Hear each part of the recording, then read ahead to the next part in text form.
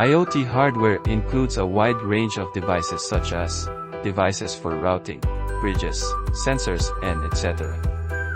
These IoT devices manage key tasks and functions such as system activation, security, action specifications, communication, and detection of support-specific goals and actions. IoT hardware components can vary from low-power boards, single-board processors like the Arduino Uno, which are basically smaller boards that are plugged into mainboards to improve and increase its functionality by bringing out specific functions or features. A programmer specifies a board's input and output, then creates a circuit designed to illustrate the interaction of these inputs and outputs.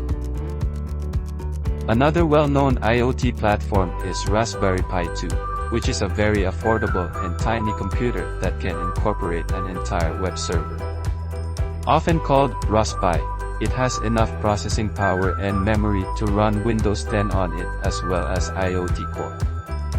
Raspi exhibits great processing capabilities, especially when using the Python programming.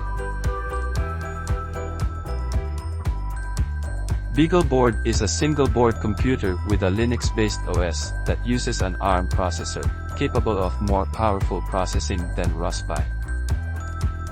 Tech giant Intel's Galileo and Edison boards are other options, both great for larger-scale production, and Qualcomm has manufactured an array of enterprise-level IoT technology for cars and cameras to healthcare. The most important IoT hardware might be its sensors.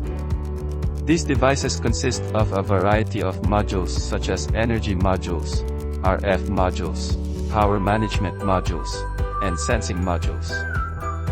RF modules manage communications through their signal processing, Wi-Fi, Zigbee, Bluetooth, radio transceiver, duplexer, and BAW. The sensing module manages sensing through assorted active and passive measurement devices.